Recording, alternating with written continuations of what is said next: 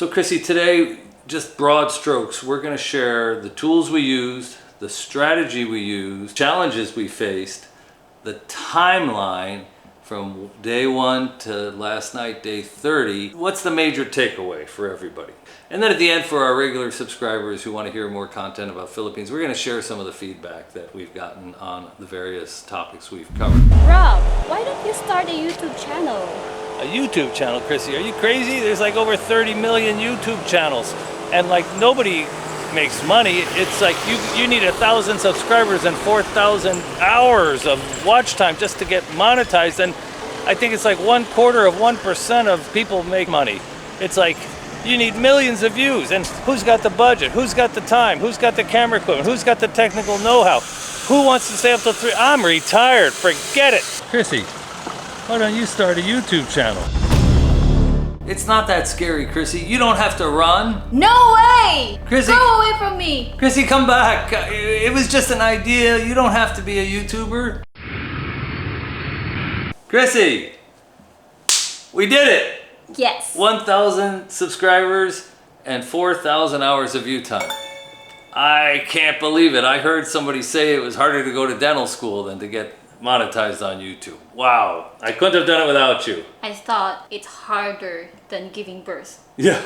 Well, Chrissy, today's the 31st day, and last night on our 30th day, we achieved monetization on YouTube, and we're here today to share our best practices. For those of you that are normally tuning in to see content about expats in Philippines and learn a little bit more about Chrissy and I and how we operate together and how we became a couple, we're going to share some of the feedback that we've gotten here at the end of the video. But for now, for those content creators, those wannabe YouTube creators who are interested and want to know how we did it, we're sort of amazed. We're going to share with you the best practices, the techniques we used, and just exactly how we did it. We have no experience prior to this being a content creator. I've never done anything. Chrissy's done a little shorts, TikTok, and things like that. But together, we came up with the idea for our channel, Fly Me to the Philippines, and yeah, today we're going to share with you how we did it. And to those who are still doubtful and still have this negative thinking like what I had before, this video is for you. And let me just make one thing perfectly clear.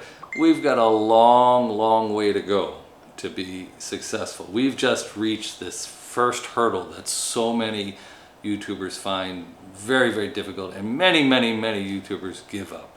We thought it was going to take 6 months or a year, and that we didn't know whether we would be able to have the passion and enthusiasm and continue on the journey.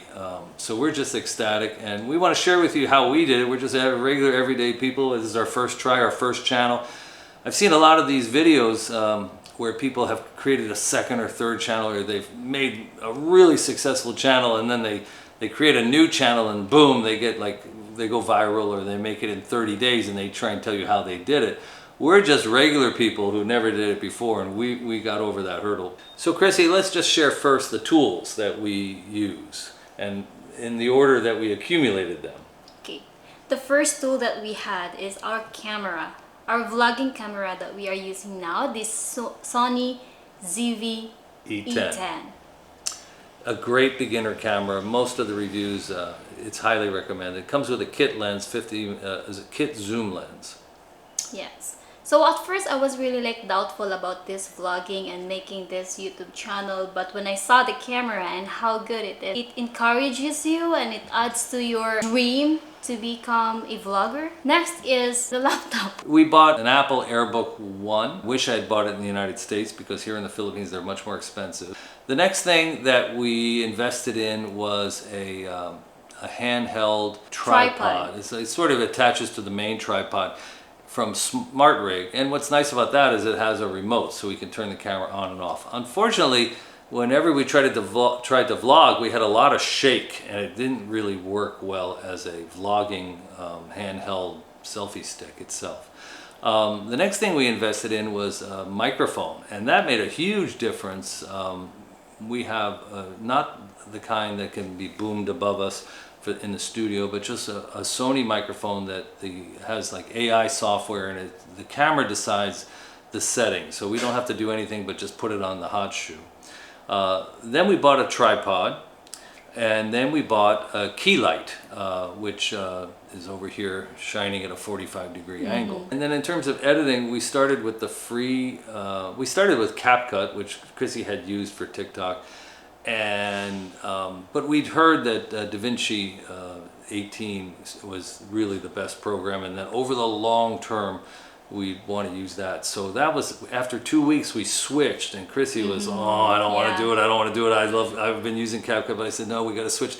We had these steep learning curve to get up to speed in DaVinci, and there were just one or two things that you couldn't get on the free version, and we ended up spending money for the studio version. Probably not a good idea, but we did. It's the nice thing is it's a one-time payment. The other thing we did, which I kind of regret, is we paid for music. What's the name of the music program? The Epidemic Music. So we paid like $300+. I think it's an annual fee for Epidemic Music, and we kind of went overboard initially, and we've gotten some feedback that, like, you know, we can't hear you talking, turn down the music. And then we needed stock footage. So we ended up with, what's the name of it? Storyblocks. And the reason Epidemic Music might not have been a good investment is because Storyblocks gives you video, stock footage, and music. Now, the stock photography, I don't think is really very robust, but we don't use that much. The video has been good. It's not robust either, but you know, for like $375 annually, it had everything, and you could get all your music from there as well. So probably would have done just that. We have some background lighting on order. I've been wanting to get a green screen, but I'm not exactly sure that we need it or how we would use it. And we bought a DJI RS3 mini gimbal that we received yesterday, which we're just trying to figure out how to use. It's quite complicated, but we're very shaky with all our handheld video out and about, and I didn't realize that it was that critical. We tried the Catalyst Brow stabilization software. What a pain. You know, especially if you have like 20 different takes, you got to put each one at a time if you don't pay for the upgraded software. So I think the gimbal was the right way to go. External hard drive with two terabytes. We bought a Samsung hard drive. So now, Rob, let's talk about the strategy. What are the strategies that we used? Well, you know, Chrissy, there's this saying in business that when the Japanese launch a product, they spend 5 years studying and coming up with the plan, and then they execute in 5 weeks. And when a Western company launches a product, they spend 5 weeks launching, and then they spend 5 years fiddling with it to try and fix all the problems and get it right. And I spent about 5 years power watching YouTube when I wasn't traveling overseas. And I think I got a PhD in the niche that we picked. So knowing your niche really, really well. And I was the end user, sort of like someone who drove a car brand for 30 years and then could speak to it. So I was the one watching all the vloggers here in the Philippines, the expat vloggers, which cities, which climates, which beaches, about Filipinas, how to meet them, the online tools, what's it like on the ground. And I gained a lot of confidence that I kind of knew what the viewers would be interested in and where there was some space in that niche that we might plug into. I had this advantage that maybe everybody else doesn't have, but we wanted to feature Chrissy. And a lot of the other vloggers in our space have a channel, and occasionally they'll have their girlfriend on.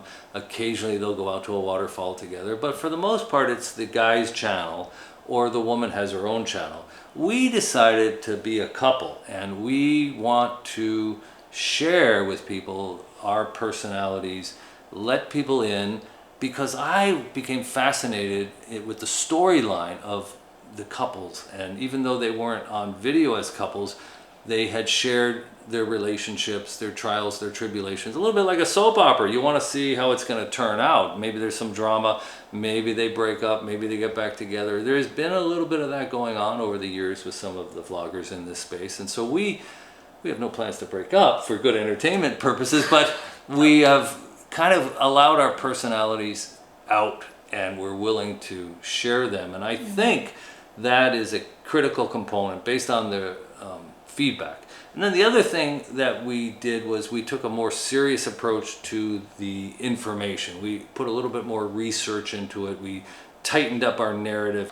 Chrissy, what else am I forgetting about our strategy? In line with the showing the personality, every time that we will make a video, Rob will never show me what is he going to talk about. He will just give me the topic but never ever like the outline, because what he wants is my answer should be natural, my reaction should be natural, and by that way the personality will just come out naturally. The other day I asked Chrissy a question about sex, and she real time just sort of like, oh my God, you know. Because that was very surprising. So in addition to that, we were going to hit the main themes for our niche, which were like interviews, information about cities, expat. There's just this curiosity that expats have about how people like myself manage to get here and meet a Filipino, how to meet a Filipino, how to date online. So we hit all those main themes as well. So let's talk about the challenges. And we had no success for the first 14 days. We watched a lot of YouTube on how to be successful, what we needed to do. We watched some vidIQ. We signed up for their free app. But one of the things we did, which was really a big mistake, was we promoted our very first videos, which weren't that good, to our Facebook friends. Mine back home, and Chrissy has like 3,000 Facebook friends. And we got a bunch of subscriptions, maybe 40 or 50 subscribers, and some of the people watched our content, but they are not really the people that we're targeting. And so what happened was we just confused the heck out of the algorithm. We had all these Filipino women subscribing because they're friends of Chrissy, they love Chrissy. And you know, they would check out 2 minutes of the video or 60 seconds of the video, but like it's in English, and they don't watch YouTube in English really. They watch YouTube in Cebuano, and just their nose is gonna bleed if they have to sit there and watch you. So, but they were friends, and some of them subscribed, some of them watched a little bit. But you know, we didn't get good click-through, we didn't get good watch time metrics. And then back home, my buddies, you know, a broad cross-section of people, 100 or so, 200 people, you know, if they clicked on it, they were curious, but they were in the middle of their day. They had 5 minutes before their kid had to be taken to soccer, and they watched a second or two to see what I was up to. But they weren't thinking about moving to the Philippines or being an expat. So they didn't really follow through and watch, and they didn't really subscribe either very much. So YouTube was like, like the people that found this channel don't really like it, they don't follow up, they don't come back, they don't watch. So for like 2 weeks we were like a boat lost in the ocean, right? Like floundering. Yeah. And another challenge that I'm gonna share is about the using of the equipments, using of the software, using of the tools that we are having right now, because at very first it is really hard and very challenging to learn everything about it, and sometimes it's frustrating, and sometimes it will affect your mood in a day, like, oh my God, why I can't do it, why I cannot just do this right. But fortunately we surpassed the challenges. Yeah, and you know, the thumbnail and the title of the video, we kept hearing and watching videos and how important, and the whole process, the creative process, you know, people were saying, start by creating your thumbnail, then write your title, then go out and you know, come up with a script, then shoot your video, then edit it, then publish it. Which we were doing the exact opposite. And we knew the thumbnails were important, we knew the titles were important, but we kind of messed them all up initially. And you know, we used Canva, and you know, we tried to get some bright colors, and we took some stock photo models and put them on the cover, and we tried to come up with short titles. We kind of really screwed up for the first 2 weeks. And just for an example, we'll show you in our timeline the video thumbnails and the titles that we published, and how many views we've gotten so far in our first 30 days.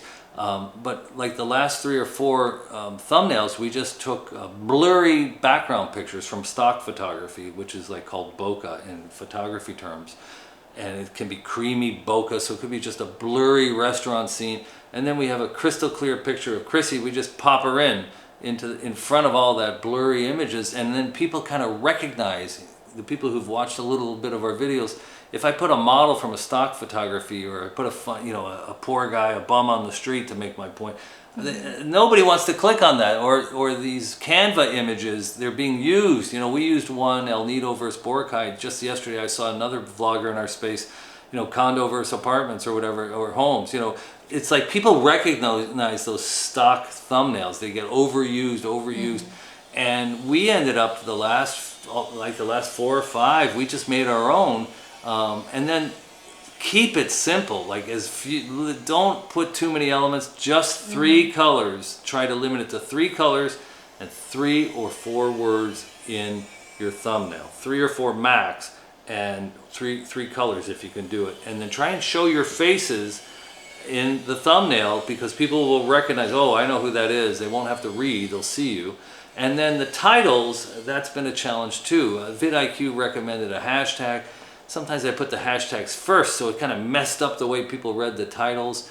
Again, keep it very, very short. My initial titles were like 90 characters, 100 characters. Now we try and keep it down to 50. And don't repeat anything in the thumbnail. So I think one of the reasons our numbers moved is our thumbnail game and our title game got better. So it's create intrigue in the thumbnail, and then that'll get them to read the title. When they read the title, give them a little taste of what they're going to get. Now, the most important tip was give them the beef. Like, where's the beef? You're selling a hamburger. Don't feed them the bun and the lettuce and the tomato for 5 minutes. And we stopped doing that nonsense. Like, subscribe, welcome. Stop with the welcome everybody. Stop with the please subscribe. Stop with the long intro. We used to do this intro that lasted 30 seconds. It had, underwater scuba and stuff. Forget about it. Everybody clicks away. As soon as you start with the subscribe and please subscribe and nice of you to join us, like, they're gone. So what we did was we gave them either the beef. We said we were going to tell you what it is to be rich in the Philippines, and then as soon as they said, you need $41,000 to be considered rich in the Philippines, you need this in the bank to be good. We just answered the question immediately and went right into like 3, 4, 5 minutes of what they actually clicked for. And then, we might have thrown a very short tease of what our channel name is, and then boom, we've become very, very cognizant of how tight the first 30 and 60 seconds of the video is. So now sometimes we'll tease and put a hook in. So the last video we did, we said, okay, if you stick around, we're going to share this thing that we think you're really interested in, and we might do some role playing, we might do some humor, or otherwise we're just going to get right to the information. None of this, thanks for coming, join, sign here, press subscribe. That was a big mistake. And finding a place to shoot without dogs barking. One of the challenges. That's one of the reasons we're moving. It's like living in a dog pound. There are dogs that can bark 65 minutes of every hour. Let's talk about our timeline, Chrissy. We've talked about our challenges. For the first 2 weeks, we didn't really do well, but we made videos. And one of the advice we got was, make video, learn from your mistakes. And we heard this story on vidIQ, I think some other video shared it, where this professor had a pottery class, and he gave half the students the assignment of make as much pottery as you could make, and I'll grade you on the quantity of pottery. And the other half of the class, he said, make the best pottery, and whoever if you make really good pottery, you'll get a good grade. So it's all about the quality. Long story short, at the end of the year, the people who produced the most quantity had the best quality. The people who produced 1 or 2 pieces hoping for that crazy good quality, they didn't produce very good quality at all. So if you're trying too hard to make that killer video, that viral video, and you're only making 1 every 2 weeks, you're putting so much effort, you're not getting enough feedback, you're not getting much opportunity to learn from your mistakes. So that was really important. So Chrissy, let's talk about our timeline. We made 28 videos in 30 days. The first video we made was part 1 of just sitting here on the couch and telling our story of how I met Chrissy, and we ended up doing 3 parts. We got like 100 views, like 50 of them were Chrissy's girlfriends in the Philippines, and maybe 10 my friends back home. And then part 2 and part 3. And our titles were a little bit clickbaity and misleading, because I survived an attempted carjacking, and I'd been scammed several times on these dating sites, and we kind of promoted scammed and carjacked. So it was a little clickbaity. But we never got more than like 100 views in the first 2 or 3 weeks. And then it's really interesting. One of our videos, the video that is done the best, that has over 10,000 views in the first 30 days, we actually recorded 7 days into the month. And we haven't changed the thumbnail and we haven't changed the title. It just sat there and did nothing. Absolutely nothing. It would do. It was like, I think after 2 weeks it had 100 views, maybe 120 views. It reminds me of my blouse today. Yeah, Chrissy was wearing this blouse.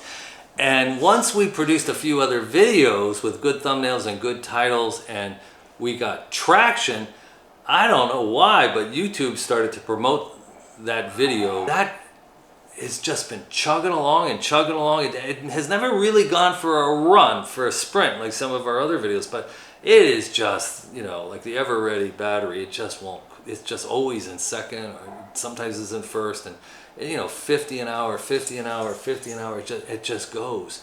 And how people found it, you know, I know why they liked it, because Chrissy's, you know, so honest and revealing, and she's answering questions people want to know. And for the last 2 weeks, it's been either number 2, number 3, or number 1. We also got a small break. We had a vlogger who had 1,500 subscribers, and they had a library that had a 10,000 and a 30,000 video. We actually interviewed them, and the interview we did of them kind of took off and was the first time we ever had a run, and we got to 1,800 views in 2 days maybe. And now it's sitting at about 5,500 2 weeks later. We interviewed her and we did this phenomenal thumbnail we'll show, which was when one Filipina is not enough, and it's me with the 2 beautiful Filipinas. That thing just took off. It had the right thumbnail and the right title. And you know, people didn't watch too much of it actually. They didn't watch much of the interview. The watch time wasn't that great. The click-through was pretty good though. The title was good. And that kind of got YouTube to notice us. So really it was our first good thumbnail and our first good title. 2 pretty girls on the cover with an older guy saying when one Filipina isn't enough. And that was it. We were off to the races. That happened 13 days ago maybe. And we started to make almost a video every day. And then Chrissy came down with mononucleosis about 10 days ago, and she's only been back on her feet for 4 or 5 days, or maybe 15 days ago. We were up till 4 a.m. We were getting, you know, as it is with the dogs in this neighborhood, we don't get any sleep anyway, but like we just weren't getting a lot of sleep, and we were drinking a lot of coffee. And Chrissy went down for the count, and I had to actually edit a couple of these videos myself and put out a couple of them that have done okay actually. But boy, oh boy, we ran ourselves ragged, so we recommend, you know, you pace yourself, and 30 days really isn't that important. But she's back, and so that was part of our timeline. We published an on-location video from the big public night market. That was really hard to put together. I took 100 photos, we shot maybe 30 scenes of video. We did studio talking head. No wonder Chrissy got sick, because that was crazy difficult. And we weren't really sure how to take it on, how to tackle that project. And you know, it didn't get, it has like 2,000 views. So it did okay, and we were happy with it. We love the video. It's got music, it's got some humor, the people, the smiles. But you know, the talking, you know, I can just talk and talk and talk, and Chrissy's so pretty. So maybe that's the secret sauce here.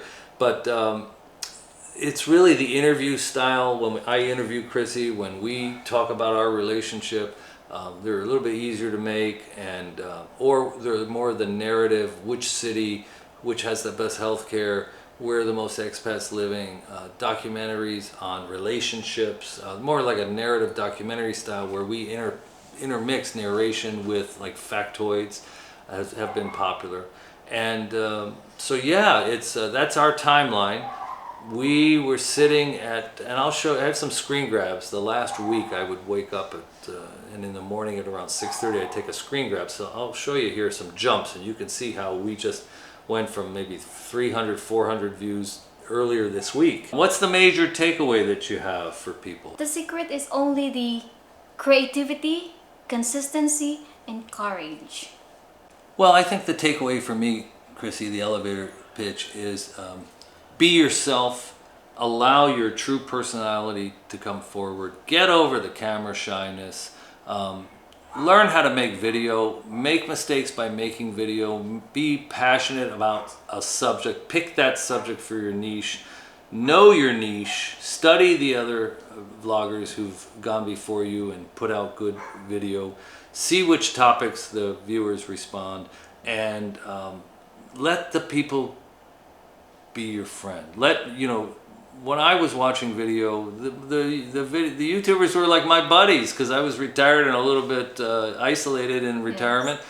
And I had this virtual friendships going on, and I was, I knew people through YouTube. So letting people know who you are, how you relate to your significant other, the trials and tribulations in your life, having some fun. Don't be all, uptight, and don't fear being in public. Let it all hang out, and some people won't like it, but there's lots and lots of people out there. Somebody likes pistachio ice cream, and maybe that's what you give them, and you'll find those people who like pistachio. They'll like you. That's my major takeaway. And it's so amazing to think that cyber friends are real.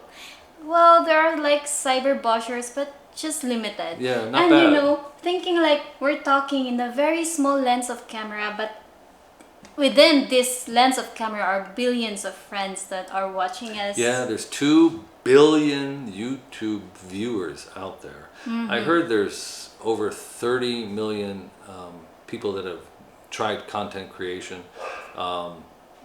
Maybe 10%, maybe over longer periods of time, can get to monetization. I'm not really sure what the number is, but I do know it's 0.25% that make any money that is worth thinking or talking about.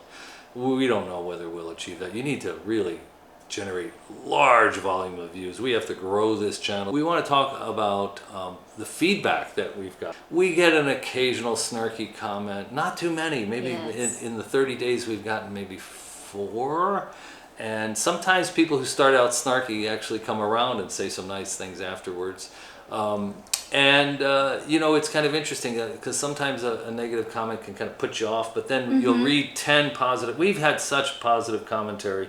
People love Chrissy. People like our dynamic. They are interested in the subjects that we're covering. There's so many people who could relate. I told I did a video in my story of having been kind of disillusioned and facing retirement and not having a large social scene, and a lot of people wrote in they could relate, and they were in the same situation. They found themselves kind of trying to get a vision, trying to get a strategic plan, trying to figure out what the tactics they needed to implement. And there's a lot of people, I use the airplane analogy, they're more than happy to get on the plane, they're more than happy to put on the parachute, but boy, jumping out of that plane is like scary as can be, and they need and they appreciate, it seems, the help that Chrissy and I are providing. So it's been real great feedback, and we want to thank everybody, all our subscribers who've sat through this how to YouTube thing that's not really in your sweet spot, your wheelhouse. Thank you. We want to thank everybody for getting us to the place we got and going forward. And I want to do a shout out. Yes. Do you know what shout out Sure, means? like, thank shout you. Out to you. That's a Filipino like thing. Like this, and this, and this. It's a story we wanted to share. So thank you for being with us. And if you'd like to subscribe, you could be the 1,001st subscriber. And for those aspiring and who are planning to be a content creator like us, the first try might not be the best, but it could be the gate for you to do the very best. Yeah. Jump out of that airplane. Content creators and expats, both. Hey guys, thanks for watching. Oh, so